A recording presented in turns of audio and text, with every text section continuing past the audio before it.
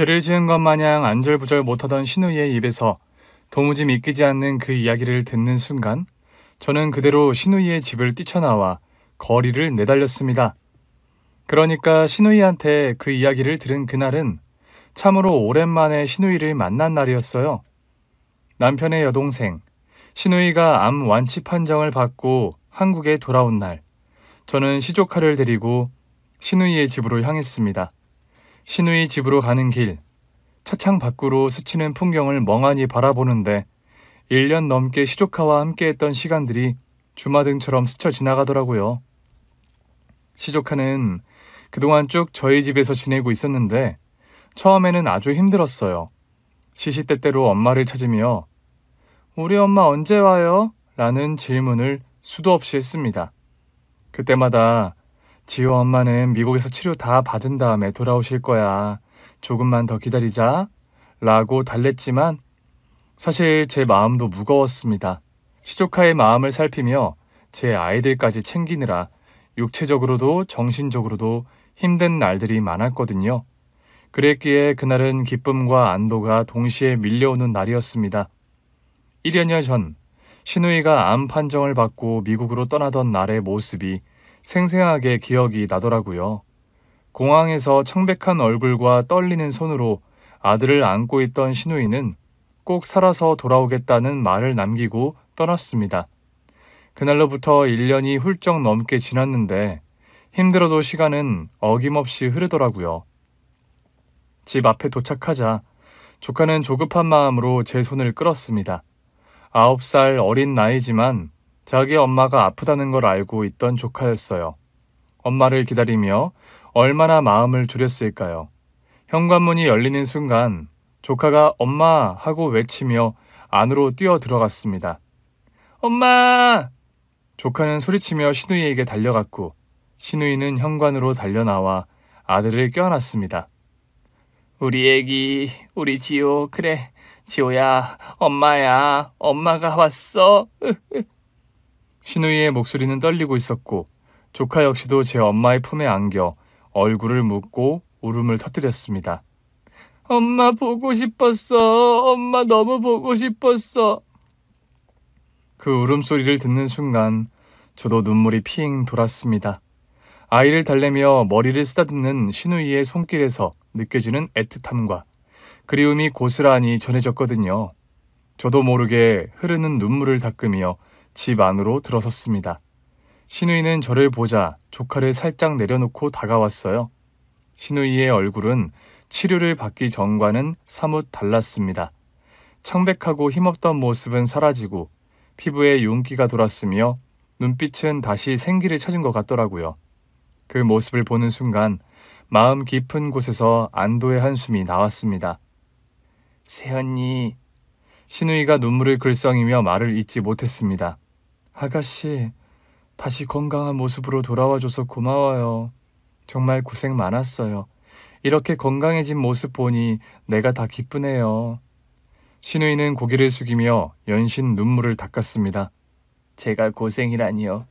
저 치료받는 동안 언니가 지호를 돌보느라 정말 애 많이 쓰셨죠? 도연이랑 도희도 한창 손이 많이 가는 나이인데 지호까지 정말 거의 3남매를 돌본 거잖아요. 고생은 새언니가 다 했어요. 정말 언니한테 이 은혜를 어떻게 갚아야 할지." "아가씨, 그런 말 말아요. 가족인데 당연히 해야 할 일이었죠. 아가씨가 완치되어 돌아왔으니 이제 다 괜찮아요." 말은 그렇게 했지만 그동안에 고단했던 날들이 떠올라 가슴이 뭉클했지만 신우이의 건강 회복이 마치 제 일처럼 기뻤습니다. 신우이는 손수 밥을 차려 조카 밥을 먹이더라고요. 정말 아들 밥 차려주는 게 너무나 그리웠다고 하면서요. 그 모습을 가만히 지켜보다 그동안 어떻게 지냈는지 이런저런 이야기를 나누는 사이 시조카는 잠이 들었어요. 잠든 조카를 방 안에 눕히고 나온 신우이가 진지한 표정으로 저를 부르더라고요. "새언니, 잠깐 이야기 좀 할 수 있을까요?" 무거운 목소리였습니다.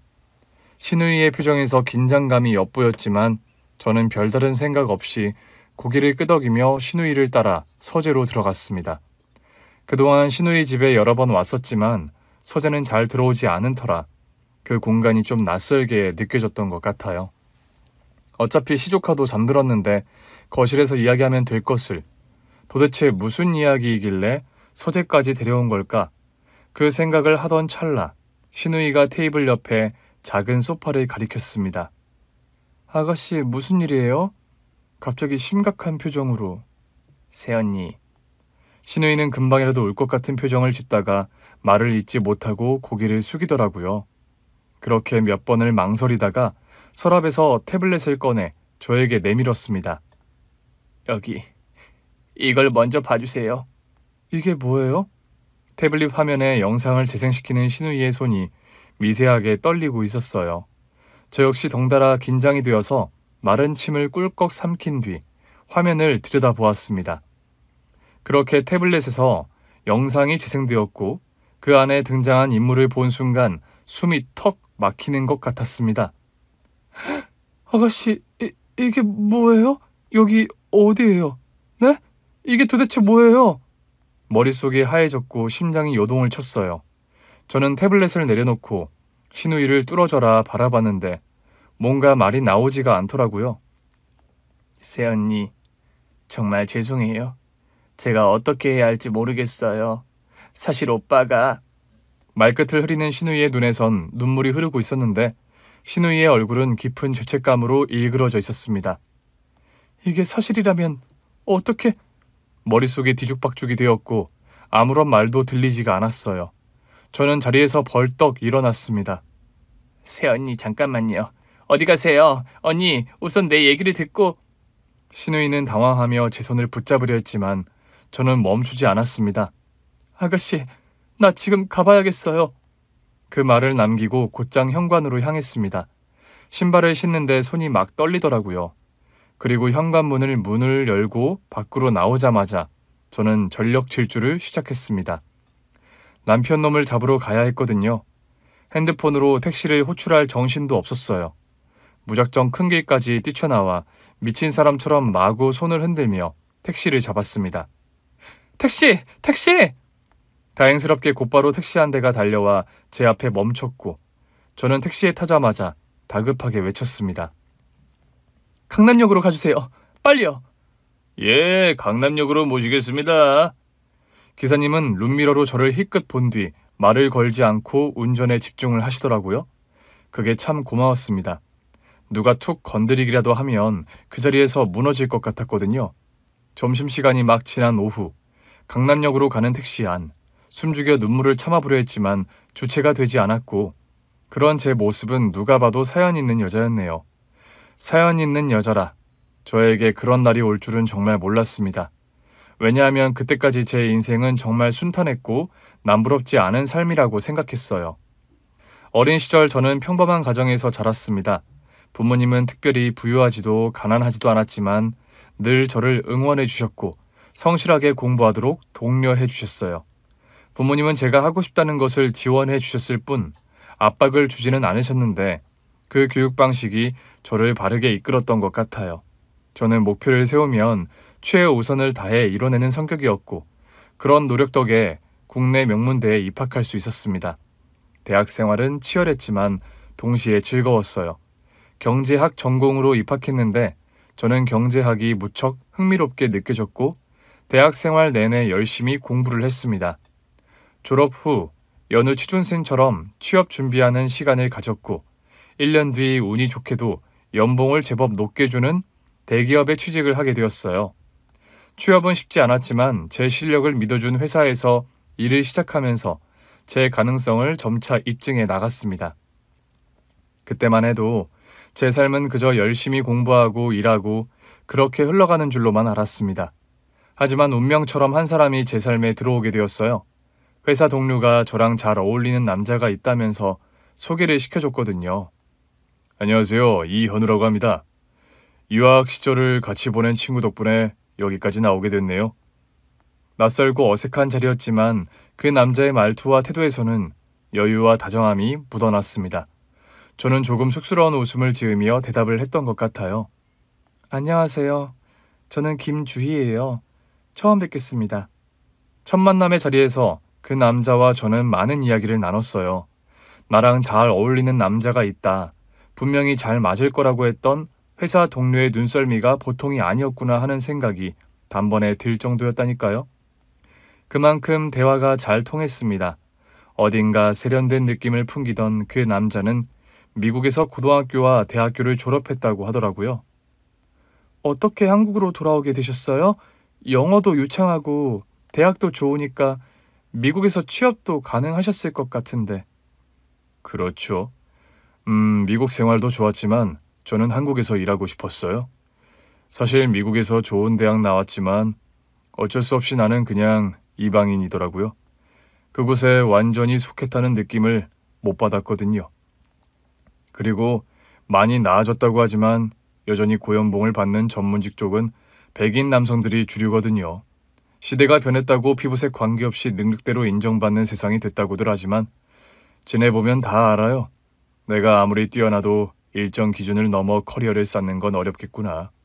결국 인정할 수밖에 없더라고요. 영어는 기본이고 그 외에 다른 언어를 몇 개씩 더 한다면 모를까.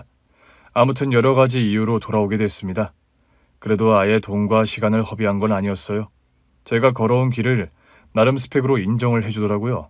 한국에 있는 외국계 기업 몇 곳에 지원을 했는데 오퍼가 꽤 들어왔거든요.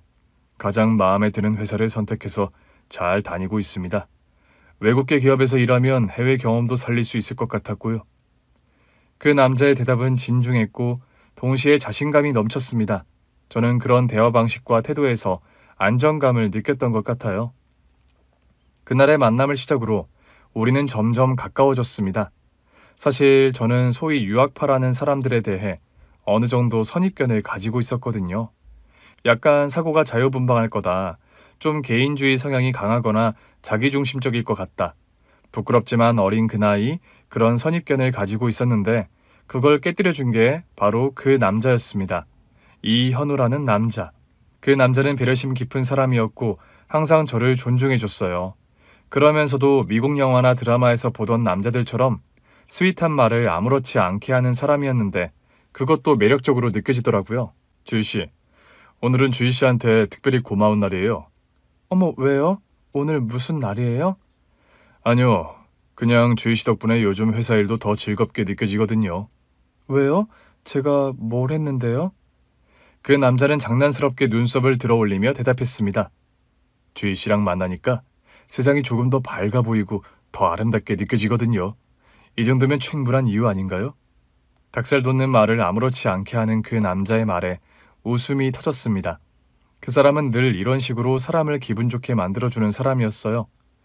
그리고 우리는 1년 남짓한 연애 끝에 결혼을 결심하게 되었습니다. 주희, 우리 결혼하면 행복하게 살 수 있을 거야. 내가 약속할게. 그러니까 나랑 결혼해 줄래? Will you marry me? 그 남자의 다정한 눈빛과 진심이 담긴 말에 저는 고개를 끄덕였습니다.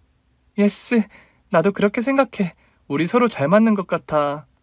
행복하게 살 수 있을 거라고 자신하던 그 사람의 말처럼 결혼 생활은 평화로웠어요. 남편은 외국계 기업에서 일하며 높은 연봉을 받고 있었고 직장에서도 인정받는 사람이었습니다. 저 역시 신혼 초에는 회사 생활을 하고 있었는데 결혼 2년 차에 첫째 아이가 태어났고 2년 뒤 둘째를 낳게 되었어요. 현실적으로 제 연봉보다 남편의 연봉이 높았기 때문에 결국에는 제가 퇴사를 하게 되었습니다. 그래도 남편이 다니는 회사가 외국계 기업이라 육아휴직 같은 부분은 웬만한 대기업보다 잘 되어 있었거든요. 우리는 부모가 되는 기쁨을 만끽하며 아이들을 키웠습니다. 남편은 아이들과 놀아주는 것을 좋아했고 집에서도 가족들과 함께하는 시간을 소중히 여겼어요. 오늘도 애들 재우느라 힘들었지? 우리 첫째는 요즘 장난이 너무 심한 것 같아. 그래도 당신 닮아서 똑똑하잖아. 잘 키워야지. 결혼하고 저에게 시누이가 생기게 되었는데요. 시누이 역시도 남편처럼 고등학교와 대학교 시절을 미국에서 보낸 뒤 한국으로 들어온 케이스였습니다. 새언니 처음 뵙겠습니다. 제가 오빠 동생이에요. 이지수라고 해요. 새언니라고 부르는 거 맞죠? 결혼 전 처음 남편의 여동생을 보게 된 날, 시누이는 밝은 미소로 인사를 하며 손을 내밀었습니다. 안녕하세요. 현우 씨한테 이야기 많이 들었어요. 김주희라고 해요. 남편과 서로 결혼에 대해 진지하게 생각할 무렵 시누이를 처음 만나게 되었는데 신우이는 남편과 저의 결혼을 적극적으로 응원해주는 사람이었습니다. 가끔 친구들 이야기 들어보면 신우이가 그렇게 얄미울 수가 없다고 말을 하던데 저는 우리 신우이한테 전혀 그런 걸 못 느꼈어요. 저는 외동딸이었고 신우이한테는 오빠뿐이라 여자 형제가 없어서 그랬는지 몰라도 신우이는 저를 잘 따랐거든요. 그냥 볼 때마다 아, 이 사람은 참 나를 좋아하는구나 그런 게 느껴졌어요. 그 마음이 너무 고마워서 저는 신우이를 친동생처럼 아꼈습니다. 결혼하기 전부터 주말에 종종 만나서 시간을 보내기도 했고 휴가 때 함께 여행을 다니기도 했어요. 참 흔치 않은 경우라고 하더라고요. 그런 막내 동생 같은 신우이는 제가 둘째를 임신했을 때 결혼을 했어요. 심해부는 저처럼 한국에서 나고 자란 사람이었고 신우이와 같은 회사를 다니고 있었죠. 신우이는 결혼하고 나서 1년도 되지 않아 임신을 했고 아들을 낳았습니다. 새언니, 도연이 도희랑 우리 지호랑 우리 애들 나이 비슷하잖아요. 아이들끼리 잘 어울릴 수 있게 자주 봐요. 좋아요, 아가씨. 우리 주말에 애들 데리고 아쿠아리움 다녀올까요? 와우, 굿. 좋아요, 언니. 내가 애들 먹을 거랑 간단하게 챙겨갈게요. 신우이는 항상 긍정적이고 밝은 사람이었고 그런 신우이 덕분에 가족 간의 우애가 깊어졌던 것 같아요. 저희 아이들과 시조카까지 아이들이 함께 어울려 뛰노는 모습을 보며 우리는 행복해했습니다. 저는 이런 신우이를 만난 것을 감사하다고 느꼈고 신우이 역시도 저에게 완전히 마음을 열며 우리는 진짜 가족이 되었어요. 그렇게 신우이네와 가까이 지내는 동안 아이들도 별탈 없이 잘 자라주었고 신우네 가족도 저희 가족도 아무런 걱정 없이 지냈거든요. 그런데 아이들이 초등학교에 들어갈 무렵 청천벽력 같은 소식이 전해졌습니다. 그 명랑하고 밝던 신우이가 암에 걸렸다는 거였어요. 신우이가 암 판정을 받았다는 소식을 들었을 때 세상이 무너지는 것 같았습니다. 자매처럼 지냈기에 그런 큰 병이 신우이에게 찾아왔다는 사실을 믿을 수가 없었어요. 며칠 후 남편과 함께 병원에 갔을 때 신우이는 침대에 앉아 있었습니다. 청백하고 힘없는 얼굴에선 불안이 가득했지만 저를 보자 억지로 미소를 지어 보이더라고요. 새언니, 괜찮아요. 치료받으면 나을 수 있다고 했어요. 희망이 있대요. 하지만 그 말 속에는 자신에 대한 확신보다는 가족들을 안심시키려는 마음이 더 크게 담겨 있는 것 같았어요. 저는 울컥한 마음을 억누르며 신우이의 손을 잡았습니다. 아가씨, 힘내야 해요. 가족들이 곁에 있잖아요. 다 같이 도울 거니까 걱정하지 말아요. 신우이는 고개를 끄덕였지만 눈가에 고인 눈물이 떨어지는 것을 숨기지 못하더라고요. 그리고 며칠 후 남편과 저는 신우이 부부와 함께 모여 앞으로의 치료 방향을 논의했습니다. 처음에는 신우이가 한국에서 치료받는 것이 좋겠다는 것으로 의견이 모아졌어요. 가족들도 있고 집과 가까운 곳에서 치료받으면 심리적으로 안정이 될 거라 생각했거든요. 그러나 심해부는 고민 끝에 미국에서 치료받는 것이 더 낫다고 말을 하더라고요. 여보, 당신 건강이 최우선이야. 미국에서 치료를 받으면 최신 기술로 치료받을 수 있잖아. 의료 수준이 훨씬 높은 병원에서 더 전문적인 케어를 받을 수 있을 거야. 하지만 지호는 어떻게? 지호를 두고 어떻게 치료를 받아? 신우이는 고개를 숙인 채 한숨을 내쉬었습니다. 지호는 내가 돌볼게. 출장 일정 조정하면 집에 있을 수 있는 시간도 많을 거야. 하지만 신우이는 그 말을 신뢰하지 못하는 듯 보였어요. 그게 쉽지 않잖아. 당신 출장이 얼마나 잦은데. 지호를 혼자 둘 수도 없고. 지수야, 그 말이 맞는 것 같다. 우리 부모님도 미국에 계시잖아. 치료받는 동안 의지가 되는 사람이 가까이에 있어야지. 네가 건강을 회복해야 지호에게도 좋은 거고. 다들 어떤 말을 하는지는 알겠는데 일단 고민해 볼게요. 치료 방향에 대한 이야기가 이어지며 신우이의 마음은 점점 무거워 보였습니다. 그날 밤 집으로 돌아오는 길, 저는 남편에게 제 생각을 말했어요. 여보, 지호를 우리가 맡는 것 어떨까? 생각하지도 못했다는 듯 남편이 놀란 표정으로 쳐다보더라고요. 지호를 우리 집에서 돌본다고? 그게 좋을 것 같아. 아가씨가 미국에 가서 치료에 집중할 수 있도록 해야지. 아가씨는 온통 지호가 걱정이잖아. 서방님과 출장을 조정한다고 하는데 그게 마음대로 되는 것도 아니고 지호한테는 안정적인 환경이 필요하잖아. 우리가 그 역할을 하면 어떨까? 남편은 잠시 생각하더니 고개를 끄덕였습니다. 맞는 말이네. 당신이 그런 제안을 하면 지수도 마음이 한결 가벼워질 거야. 당신 정말 대단하다. 집에서 주로 애들 보는 건 당신일 텐데 괜찮겠어? 둘도 키우는데 셋이라고 뭐 안 될 거 있어? 애들 나이도 비슷하고 어릴 때부터 워낙 자주 봤으니 애들끼리도 잘 지낼 거야. 우리 집에서 지내게 하고 서방님이 보러 오고 그러면 되지. 가족이니 돕는 게 당연하다고 생각했고 며칠 뒤 저는 신우이를 만나 이야기를 했어요. 아가씨, 저희 집에서 지호를 맡기세요. 아가씨 미국에서 치료받는 동안 지호 저희 집에서 돌볼게요. 단도직입적으로 말하자 신우이는 깜짝 놀라더라고요. 언니, 정말요? 그게 가능할까요? 새언니도 애들 둘이나 키우느라 힘들 텐데. 힘들긴요. 아가씨가 치료에만 전념할 수 있다면 지금은 그게 최선인 것 같아요. 지호도 우리 아이들이랑 잘 지낼 거니까 그러니 너무 걱정하지 말아요. 신우이는 눈물을 터뜨리며 고개를 숙였습니다. 새언니 정말 감사합니다. 언니가 지호를 돌봐준다고 하면 저는 너무 안심이에요. 정말 다들 이렇게 애써주시는 만큼 저 꼭 치료받고 나아져서 돌아올게요. 신우이는 고민 끝에 미국행을 결심했어요.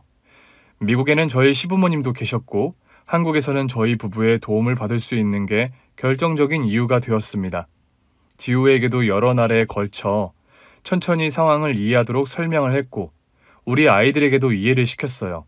그리고 신우이가 출국하는 날 가족들과 함께 공항으로 갔습니다. 새언니 정말 감사해요. 제가 없는 동안 지호 잘 부탁드릴게요. 아가씨 걱정 말아요. 지호도 내 아들이라고 생각할게요. 치료 잘 받고 건강한 모습으로 돌아오면 돼요. 꼭 나아져야 해. 힘들겠지만 우리 모두 네가 돌아오길 기다릴게. 또 오빠가 출장 가게 되면 중간에 볼 수 있을지도 몰라.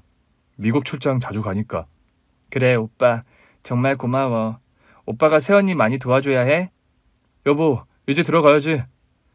엄마 건강해져서 지호한테 와야 해. 약속. 그래 지호야. 외삼촌 외숙모 말씀 잘 듣고 착하게 있어야 해. 엄마 건강해져서 돌아올게. 약속. 신우이가 미국으로 떠난 후 지호는 저희 집에서 함께 살게 되었어요. 처음에는 엄마와 떨어진 것이 힘들었는지 엄마를 많이 찾았습니다. 외숙모, 엄마는 언제 와요? 엄마는 치료받고 건강해지면 오실 거야. 그동안 형 누나랑 잘 지내보자. 우리 지호 씩씩한 거 외숙모는 다 알아. 그렇지? 우리 아이들도 사촌동생을 챙기면서 잘 지내려고 노력했어요. 셋이 함께 뛰어놀며 웃는 모습을 볼 때마다 가슴이 뭉클해지더라고요. 남편 역시도 지호를 각별히 챙겼습니다. 지호야, 삼촌이랑 축구할래? 너 축구 잘하잖아. 남편이 먼저 다가가 놀아주자 지호도 조금씩 마음을 열기 시작했고 우리는 신우이의 빈자리를 메우며 하루하루를 보냈습니다. 신우이가 치료를 잘 받고 건강하게 돌아오길 간절히 바라는 마음뿐이었어요.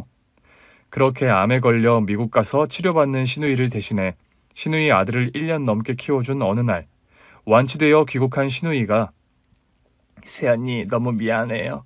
사실 오빠가 신우가 건네준 영상 파일을 튼 순간 남편을 잡으러 전력 질주를 시작했습니다. 신우이가 틀어준 영상 속 익숙하지 않은 배경이 눈에 들어오더라고요. 자세히 보니 미국 거리였고 사람들이 여유롭게 걸어다니는 모습이 보이더라고요. 여기가 어디예요? 텍사스주 휴스턴이에요. 아가씨가 치료받았던 곳이잖아요. 그 유명한 암센터가 있는. 맞아요, 언니. 휴스턴으로 출장을 자주 갔었죠. 한국 기업도 휴스턴에 많으니까.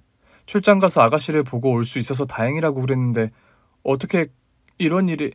이 여자는 누구예요? 언니 정말 미안해요. 다 정리된 줄 알았는데 이 여자가 휴스턴에 있는 줄 저도 몰랐어요. 화면 속에 등장한 남편과 한국계로 보이는 여자의 다정한 모습. 정말 숨이 멎는 줄 알았어요. 영상 속의 두 사람은 마치 연인처럼 보이더라고요. 그 여자는 남편의 팔짱을 끼고 있었고 남편은 그 여자를 바라보며 다정한 미소를 짓고 있었습니다. 네, 마치 결혼 전 남편과 연애를 하던 그 시절. 남편은 딱 저런 미소로 제 마음을 사로잡았었거든요. 그런데 영상 속에서 남편의 눈길은 낯선 여자를 향해 있었습니다. 신우이는 몰래 그들을 따라가며 영상을 찍은 것 같았어요. 남편과 그 여자는 함께 카페에 들어가 앉아 이야기를 나누며 웃고 있었고 자유분방한 미국 사람들처럼 입맞춤을 하며 서로의 얼굴을 애틋하게 쓰다듬고 있었습니다. 저는 화면에 시선을 고정한 채 아무 말도 하지 못했어요. 새언니, 미안해요. 이걸 어떻게 해야 하나 고민을 했는데 아무래도 새언니가 알아야 할 것 같아서 오빠 출장 올 때마다 항상 나한테 들렸었거든요. 얼굴 보고 늘 일 때문에 바쁘다고 했는데 정말 처음엔 저도 몰랐어요. 출장이라더니 아가씨 건강 살필 수 있어서 다행이라고 하더니. 제 머릿속은 혼란으로 가득 찼습니다. 남편은 출장을 명목으로 여러 차례 미국으로 갔었거든요. 아마 아가씨가 치료를 받는 그 1년이 넘는 기간 동안 적어도 4번은 미국에 다녀왔던 것 같아요. 그때마다 시누이와 영상통화를 하며 안부를 전했던 남편의 얼굴이 떠올랐습니다. 태블릿을 손에 든 채 한동안 얼어붙은 듯 앉아 있었어요. 머릿속에서 남편과의 지난 시간이 빠르게 스쳐갔습니다. 남편으로서의 다정한 모습, 아빠로서 아이들을 챙기던 모습, 그리고 화면 안에 담긴 가증스러운 이중생활까지. 생각이 거기까지 다다르니 순간 분노가 치밀어 올랐고 그 자리에서 벌떡 일어났어요. 새언니, 어디 가세요? 시누이가 당황하며 제 손목을 잡았지만 저는 가만히 그 손을 뿌리쳤어요. 그 인간 잡으려요. 지금 당장 확인해야겠어요. 새언니, 잠깐만요. 그렇게 흥분한 상태에서 가시면 나랑 이야기하고 가요. 내가 오빠한테 말해볼게요. 네, 언니. 시누이는 끝까지 저를 붙잡으려 했지만 저는 이미 마음을 굳혔습니다. 집 밖으로 나와 전력 질주를 하며 저는 숨을 몰아쉬었습니다. 머릿속은 이미 남편에 대한 배신감과 분노로 가득 차 있었어요. 택시 안에서 남편을 만나면 뭐라고 말을 해야 할지 끊임없이 되새겼습니다. 반드시 그 인간의 입에서 직접 실토하는 걸 봐야겠다고 다짐을 했어요. 남편의 회사 앞에 도착했을 때 제 숨은 이미 가빠져 있었습니다. 건물에서 사람들이 3355 이야기를 나누며 회사 밖으로 나오는 중이었고 저는 출입구 쪽으로 시선을 고정한 채 기다렸습니다. 다리가 떨리고 손도 차가워졌지만 마음속의 분노는 식지 않더라고요. 그리고 얼마 후 남편이 동료들과 함께 커피를 마시며 나오는 게 보였습니다. 밝은 표정으로 웃고 있었던 그 얼굴이 제가 본 영상 속 얼굴과 겹쳐 보이더라고요. 그 여자를 바라보며 짓던 다정한 미소가 떠오르자 속이 뒤집히는 것 같았습니다. 남편을 향해 빠르게 다가갔고 남편은 금방 저를 발견했어요. 조금 놀란 표정으로 멈춰 서더니 곧 동료들에게 무언가를 말하며 저를 향해 다가오더라고요. 여보, 이 시간에 여긴 웬일이야? 갑자기 연락도 없이? 그 순간 저는 반경 50m 안에 사람들이 모두 들을 수 있을 만큼 정말 애를 낳을 때보다 더 큰 목소리, 젖먹던 힘을 짜내어 복식 호흡으로 외쳤습니다. 이현우, 너 바람 폈니? 너 미국에 애인 있어? 저의 포효가 울려 퍼지자 회사 앞은 삽시간에 얼어붙었습니다. 주변에 서 있던 사람들이 놀라 멈춰섰고 남편과 함께 있던 동료들 역시 놀란 표정으로 저희를 번갈아 보더라고요. 남편은 말문이 막힌 듯 한동안 아무 대답도 하지 못했습니다. 놀라긴 한 것 같더라고요. 남편이 손에 들고 있던 커피를 그대로 떨어뜨렸거든요. 남편은 얼굴이 창백해진 채 저를 쳐다봤습니다. 뭐라고? 남편은 말을 더듬거리며 다가와 저를 진정시키려는 듯 붙잡았어요. 저는 그 손을 세차게 뿌리치고 남편의 눈을 똑바로 쳐다보며 다시 외쳤습니다. 지금 당장 말해. 너 미국에 애인 있냐고. 출장 간다는 핑계로 날 속이고 그 여자랑 같이 있었냐고. 남편은 주변의 시선이 신경 쓰이는지 두리번거리며 저를 다른 곳으로 끌고 가려고 했어요. 여보, 주희야, 진정해. 사람들이 다 보고 있잖아. 도대체 무슨 말을 하는 거야? 진정? 지금 이 상황에서 내가 진정을 해야 돼? 이현우, 네 그 더러운 이중생활, 가식적인 태도, 진짜 토 나온다. 너 내가 집에서 애들만 보니까 아무것도 모르는 바보인 줄 알지? 여기서 이러지 말고 우리 따로 이야기하자. 오해가 있어. 당신 여기서 이러면 안 돼. 여기서 얘기해. 왜? 이 시간 이후로 넌 집에 한 발짝도 못 들어올 거니까. 증거 다 있으니까 인정해. 다 실토하라고.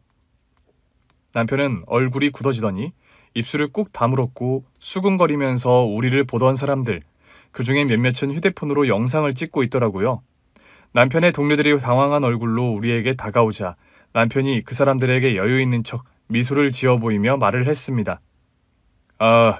저 뭔가 오해를 했나 봐요. 이 사람이 집에서 애만 보다 보니까 요즘 스트레스가 많았는지 여러분이 이해해 주세요. 제 와이프가 요즘 힘들어서. 더 이상은 참을 수 없었습니다. 저는 남편을 돌려 세운 뒤 있는 힘껏 뺨을 후려쳤습니다. 남편은 충격을 받은 듯 고개를 숙인 채 아무 말도 하지 못했고 주변 동료들은 경악한 표정으로 저희를 쳐다봤습니다. 사모님 진정하세요. 너 집에 들어오지 마. 오늘부로 네 얼굴은 보고 싶지도 않아. 나 변호사 만날 거야. 이제부터 변호사 통해 이야기해. 그제서야 남편은 무릎을 꿇고 빌듯이 저에게 매달렸습니다. 제발 여보, 한 번만 용서해줘. 내가 잘못했어. 다시는 이런 일 없을 거야. 제발 한 번만 기회를 줘. 나 당신이랑 우리 애들 사랑해. 나한테 너무 소중한 거 알잖아. 제발. 남편은 회사 앞에서 뺨을 후려치고 집으로 돌아온 뒤 꽤 오랜 시간을 멍하니 앉아 있었습니다. 남편의 얼굴에 떠올랐던 당황과 후회의 표정, 그리고 우리를 바라보던 동료들의 충격적인 시선이 머릿속에서 지워지지가 않더라고요. 하지만 무엇보다도 신우이가 보여준 영상 속에 담긴 진실이 저를 가장 아프게 했습니다. 남편이 이중 생활을 했다는 것은 분명한데 도대체 어떤 여자이길래 그렇게 정신을 못 차리는 건지, 미국에서 남편과 시간을 보낸 그 여자가 누구인지 알고 싶어졌습니다. 그날 밤 거의 뜬 눈으로 밤을 샜는데 당장 해야 할 일이 뭔지 알겠더라고요. 최초 이 영상을 찍은 신우이와 이야기를 나눠야 했어요. 신우이는 전화를 받자마자 걱정스러운 목소리로 물었습니다. 새언니, 괜찮으세요? 그날 너무 급하게 나가셔서 정말 걱정했어요. 아가씨, 그 여자에 대해 더 이야기해 줄 수 있어요? 그 여자 어떤 사람이에요? 남편이랑 언제부터 알았던 여자인지, 도대체 얼마나 오래 그런 만남을 가져왔는지 나는 알아야겠어요. 전화기 너머로 잠시 침묵이 흘렀는데 신우이도 말을 꺼내는 것이 쉽지 않은 듯 했습니다. 새언니, 그 여자는 오래전 오빠가 유학 시절에 만났던 여자예요. 고등학교 때 만나서 사귄 걸로 알고 있고 오빠 미국에서 대학 다닐 때도 그 여자랑 계속 만났었어요. 그러니까 오빠한테는 첫사랑인 거죠. 첫사랑이요? 남자한테 첫사랑은 죽을 때까지 못 잊는 거라고 하더니 그 여자를 여태 가슴에 품고 살았던 거예요? 그러고 보니 나한테 첫사랑에 대해 이야기한 적이 한 번도 없었어요. 네, 미국 하이스쿨 시절 때 둘이 사귀기 시작했고 대학은 좀 멀리 떨어진 곳에서 다니게 되었는데 그때도 장거리 연애를 이어갔었어요. 제가 아는 한 오빠가 미국에 있을 동안에 만난 여자는 밖에 없었을 거예요. 줄리아 킴, 그 여자 이름이에요. 둘이 꽤 오래 사귀었던 것 같아요. 그런데 대학 졸업 후 미국에서 정착하려고 했던 오빠가 한국으로 돌아오기로 결심하면서 자연스럽게 멀어지게 된 거죠. 대학 시절에도 둘이 장거리 연애를 했고 그때 마음이 변치 않았다고는 했지만 아무래도 한국과 미국은 너무 머니까 만남을 계속 이어갈 수 없었겠죠. 헤어진 이유도 오빠가 한국에서 자리 잡고 싶어 했기 때문이라고 했어요. 신우이의 말을 들어보니 줄리아 킴이라는 그 여자는 남편의 마음에 꽤 오랜 시간 자리를 차지했던 것 같더라고요. 하이스쿨 고등학교 시절에 만나 대학 졸업하고서도 쭉 연애를 한 거면 상당히 긴 시간이잖아요. 그러니까 남편의 첫사랑인 거였어요, 그 여자가. 그런데 아무리 첫사랑이라고 해도 지금 세월이 얼마나 지났는데 오빠 한국으로 들어오고 나서 헤어졌다면서요. 오빠 한국에서 자리 잡고 나서 나 만난 거고 결혼 생활도 10년이 넘었는데 어떻게 이럴 수가 있어요? 아니 도대체 그 여자랑 언제 다시 만난 거예요? 신우이는 잠시 망설이다가 대답했습니다. 정확한 시점은 모르지만 제 생각으로는 오빠가 미국에서 출장을 왔을 때 재회를 했나 봐요. 우연히 만났을 수도 있고 누군가 연락을 먼저 했을 수도 있죠. 저도 정말 몰랐어요. 미국에서 오빠가 첫사랑과 재회를 했을 거라고는 정말 상상도 못했어요. 언니 말처럼 세월이 너무 오래 지났으니까 이제는 나이 40이 넘었는데 우연히 마주쳐도 그냥 우리 옛날에 그랬었지 하고 지나가는 게 맞잖아요. 게다가 오빠는 가정이 있는데 그 여자는요? 그 여자도 남편이랑 애들이 있어요? 있었는데 오래전에 이혼을 했다고 하더라고요. 애들은 남편 쪽에서 키우는 것 같고 원래 줄리아가 좀 자유로운 여자였어요. 아무튼 저 치료받으러 미국 갔을 때 오빠가 출장 때문에 미국에 왔었잖아요. 아마 그 이후로 계속 연락을 주고받았던 것 같아요. 출장 올 때마다 만난 것 같고요. 물론 오빠가 휴스턴에 출장 왔을 때 나를 안 보고 간 적은 없어요. 정말 출장 왔을 때마다 나한테 들러서 치료 잘 받고 있는지 몸은 괜찮아졌는지 체크를 했거든요. 근데 그냥 늘 병문안식으로 짧게 본 거니까 그러고 보니 매번 출장 기간 동안에 어디서 지낸 건지 그걸 왜 생각 못 했을까요? 오빠한테 물어봤는데 호텔이라고 했거든요. 출장 왔는데 그럼 어디서 지내겠냐, 호텔 말고 갈 곳이 있냐면서. 근데 나도 줄리아가 휴스턴에서 지내는지 몰랐어요. 우연히 오빠랑 있는 걸 보기 전까지는요. 어쩌면 호텔이 아니라 출장 왔을 때 줄리아 집에 머물렀을지도 모르겠네요. 신우이의 말을 듣는 내내 머리가 지끈지끈 거리기 시작했어요. 정말 치가 떨리더라고요. 그러니까 암 투병하는 여동생 병문안을 빙자한 데이트였네요. 죽고 못 산다는 첫사랑이랑요. 내가 여기서 애 셋 돌보며 씨름하고 있을 때 그 인간은 줄리아인지 줄라인지 뭔지 아는 그 여자랑 뒹굴면서 남편의 출장이 잦았던 이유가 이제야 분명해졌습니다.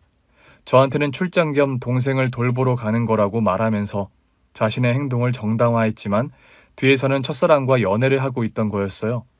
가정이 있는 남자가 말이에요. 아가씨, 그 여자는 뭐 하는 사람이에요? 줄리아는 미국에서 예술 관련 일을 하고 있다고 들었어요. 전공도 미술 쪽인 걸로 알고 있거든요.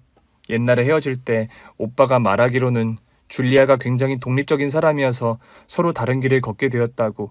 오빠는 줄리아만 좋다면 한국에 같이 가려고 했는데 줄리아가 그걸 원하지 않았다고요.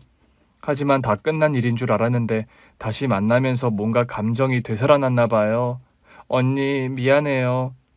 신우이와 전화를 끊고 나자 오히려 모든 게 정리가 되는 느낌이었어요. 불처럼 끓어오르던 마음이 순식간에 얼음처럼 차가워지는 걸 느꼈거든요. 그동안 얼마나 속였는지, 얼마나 오랫동안 거짓된 행동을 이어왔는지 알게 되었고, 단순한 실수가 아니라 의도적이고 치밀한 배신이었다는 걸 명확히 깨달았습니다. 그날 밤 이혼 소송을 하는 게 맞다는 결론을 내렸어요. 이 껍데기 같은 결혼 생활을 유지할 이유가 이제 더는 없었습니다. 물론 아빠를 너무 좋아하고 따르는 아이들을 생각하면 미안하고 안쓰럽지만 믿었던 남편은 이제 내가 알던 사람이 아니었습니다. 그리고 며칠 후 신우이가 저를 찾아왔습니다. 신우이의 표정은 무겁고 다소 피곤해 보였지만 눈빛만은 또렷하게 빛나더라고요. 언니, 정말 100번 말해도 부족한데 미안해요. 그래도 친오빠니까 믿고 싶었어요. 내가 잘못 본 걸 거라고, 오해일 거라고 생각했는데 그러기엔 너무 많은 걸 봐버렸잖아요. 그래서 새언니한테 말해야겠다고 결심했어요. 새언니는 이걸 알아야 한다고, 권리가 있다고 생각했어요. 신우이는 미국에서 한국으로 돌아오기 전까지 모든 증거를 모았다고 했습니다. 처음 우연히 남편과 그 여자를 목격한 이후 남편이 미국에 올 때마다 남편의 뒤를 밟았다고 했어요. 남편이 그 여자와 데이트하는 모습, 함께 차를 타고 이동하는 장면, 그리고 남편이 그 여자 집에서 나오는 모습까지도 영상으로 찍었다고 했죠. 새언니, 나도 오빠가 이렇게까지 미친 사람인 줄은 몰랐어요. 내가 가족으로서 너무 부끄럽고 미안해요. 이미 냉정을 되찾아 마음이 돌처럼 굳은 저였기에 오히려 신우이가 안쓰럽게 느껴지더라고요. 증거 모은다고 얼마나 고생을 했을까. 또 오빠랑 나를 생각하며 얼마나 갈등을 했을까. 그제서야 신우이 마음을 생각해 보게 되었거든요. 저는 신우이의 눈물을 닦아주었습니다. 아가씨, 그런 말 하지 말아요. 이건 아가씨 잘못이 아니잖아요. 오히려 아가씨가 이런 걸 다 영상으로 남기고 나한테 이걸 보여준 덕분에 모든 걸 알게 됐으니까 난 오히려 아가씨한테 고마워요. 저는 법정에서가 아니면 남편을 볼 일이 없다고 생각을 했는데 남편 측에서 고용한 변호사가 제 변호사를 통해 간곡하게 만남을 요청했습니다. 소송이 아닌 협의 이혼이 가능할 수도 있다는 한 가닥의 희망을 붙잡고 있었던 것 같았어요. 각각 변호사를 대동하고 만나게 되었거든요. 남편이 약속 장소에 도착했을 때 오랜만에 얼굴을 봤는데 그 사이 폭삭 늙은 것 같이 보이더라고요. 멀끔하고 잘 나가던 사람이 어쩜 그렇게 초췌해 보일 수가 있는지. 하지만 불쌍하다는 마음은 들지 않았습니다. 남편은 자리에 앉자 잘못을 빌더라고요. 여보, 내가 정말 미안해. 나도 내가 왜 그랬는지 모르겠어. 하지만 그건 정말 실수였어. 다시는 그런 일 없을 거야. 실수라고 하기엔 너무 오래 지속된 일이잖아. 출장 갈 때마다 그 여자와 함께 있었잖아. 줄리아 킴. 그 여자 집에서 지냈지? 아니, 이름까지 안다고? 그걸 다 알게 되었는데 당신 말을 믿으라고? 아니 여보, 그 여자는 그냥 과거의 사람이었어. 그렇게 오래되지도 않았어. 출장 갔을 때 우연히 만나서 옛날 이야기를 나누다 보니 나도 모르는 사이 그렇게 된 거야. 특별한 의미는 없었어. 그건 과거고 나한테 중요한 건 현재야. 나한테 현재는 당신과 우리 애들이고 나는 그거밖에 없어. 멍청한 실수였고 다시는 그런 일 없을 테니 한 번만 용서해줘. 특별한 의미가 없다고? 지금 당신이 무슨 생각을 하고서 이 자리를 마련한 건지 난 모르겠어. 소송까지 가는 거 막으려고 하는 거 아니었어? 그게 아니면 설마 그냥 없던 일로 하고 계속 살아보자는 건 아니지? 엎어진 물은 다시 주워 담을 수 없어. 없던 일이 될 수 없는 거라고. 알겠어? 남편은 더는 아무 말도 하지 못했습니다. 이후 남편의 입에서 나온 건 그저 미안하다는 말뿐이었어요. 하지만 그 시점에 미안하다는 말은 저한테 아무 의미가 없었습니다. 이혼 소송은 생각보다 순조롭게 진행되었습니다. 신우이가 제공한 증거들이 결정적인 역할을 했고 저는 재산 분할과 위조료를 요구했어요. 남편은 처음에는 저항하려 했지만 판사는 제 손을 들어주었습니다. 그리고 이혼 후 남편은 미국으로 건너갔다고 하더라고요. 그 좋다던 회사까지 그만두고요. 물론 신우이를 통해서 알게 되었죠. 한 번만 용서해달라더니 기회를 달라더니 모든 게 끝나고 나니 기다렸다는 듯 미국으로 떠나버린 그 모습에 기가 차서 웃음도 나오지 않더라고요. 이제 법적으로 남남이니 그 여자와 결혼을 하든 내 알 바가 아니라고 생각했거든요. 하지만 얼마 후 들려온 소식은 남편이 미국을 떠났다는 거였습니다. 모든 걸 내던지고 그 여자한테 갔지만 정작 그 여자는 남편을 보고 기겁을 했다고 하더라고요. 우리 이렇게 시리어스한 관계 아니었잖아. 그냥 치팅 아니었어? 가볍게 부는 바람, 스쳐가는 바람, 그런 거였지. 난 너랑 결혼할 생각 없어. 결혼이라는 거 한번 해본 걸로 충분해. 난 자유롭게 살 거야. 남편이 그 여자한테 그런 말을 들었다며 신우이한테 다 말을 한 모양이더라고요. 멘탈이 완전히 나가서 그야말로 멘붕이 된 남편은 한국으로 오지 않았습니다. 나중에 듣기로는 동남아 어디로 갔는데 거기서 뭔 사업을 시작하겠다고 했다네요. 그렇게 모든 일이 정리된 후 저는 두 아이와 함께 새로운 삶을 준비하기로 결심했습니다. 아이들의 미래를 생각할 때 지금보다 더 나은 환경에서 아이들이 꿈을 키울 수 있기를 바랐거든요. 이제는 아빠의 몫까지 제가 다 책임을 져야 했으니까요. 그리고 1년 뒤 신우이의 가족은 미국으로 이민을 떠났어요. 신우이는 미국에서 살았던 경험이 있고 심해부 역시도 영어가 능숙하니 미국에서 사는 건 문제가 없는 것 같았어요. 그러던 어느 날 미국에서 자리를 잡고 살고 있던 신우이가 저한테 미국에서 함께 지내자는 연락을 했습니다. 세연이, 아니 이제 그냥 언니라고 할게요. 언니, 우리 미국에서 가까이 살아요. 내가 언니랑 애들 정착하는 거 도와줄게요. 애들 교육이나 미래를 생각해도 미국이 더 낫잖아요. 지호도 외숙모랑 형 누나 보고 싶대요. 신우이의 말은 제가 새로운 시작을 결심하는 데 큰 힘이 되었어요. 아이들에게 더 많은 기회를 줄 수 있는 선택이었고 저 자신도 그곳에서 새로운 길을 찾을 수 있을 거라 믿었거든요. 마음을 먹었지만 출국 준비는 쉽지 않았습니다. 아이들에게 한국을 떠나 미국으로 간다는 말을 꺼내는 것도 신중해야 했어요. 비자를 준비하며 아이들에게도 차분하게 설명을 했습니다. 얘들아, 우리 이제 곧 새로운 곳으로 이사 갈 거야. 미국이라는 나라야, 알지? 그리고 지호도 이제 미국에 있어. 엄마, 진짜로 우리 미국으로 가는 거예요? 한국에서 다 이사 가는 거예요? 미국엔 친구 있어요? 어디서 사는 거예요? 미국에는 지수 고모랑 지호가 있잖아. 고모부 있고 지수 고모랑 가까이 살게 될 거야. 그리고 너희는 새로운 학교에서 새로운 친구들을 만나게 될 거야. 엄마가 도와줄게. 아들이 잠시 생각하더니 고개를 끄덕이며 말했습니다. 엄마가 가져가면 우리 가요. 엄마가 옆에 있으면 괜찮아. 미국에서 지호랑 놀면 좋겠다. 아이들의 긍정적인 반응에 저는 안도의 한숨을 쉬었습니다. 출발 몇 개월 전, 가정과 짐을 미리 붙이고 사람을 쓴다고 썼지만 혼자 이민 준비를 하는 것은 쉽지가 않았어요. 하지만 새로운 날들을 기대하며 그 모든 것을 버텼습니다. 그리고 출국날이 되어 공항에서 아이들과 탑승을 기다렸어요. 비행기를 타기 전 아이들은 처음 가는 미국에 대한 기대와 설렘으로 들떠 있었습니다. 엄마, 우리 비행기 타면 얼마나 걸려요? 11시간 정도? 조금 오래 걸리지만 도착하면 고모가 기다리고 계실 거야. 너희가 좋아할 만한 곳에서 살게 될 거야. 따뜻한 도시야. 비행기는 샌프란시스코로 향했습니다. 신우이와 심해부는 그곳 교회에 집을 마련했고 저희 가족이 가까운 아파트에 정착할 수 있도록 미리 준비를 해두었거든요.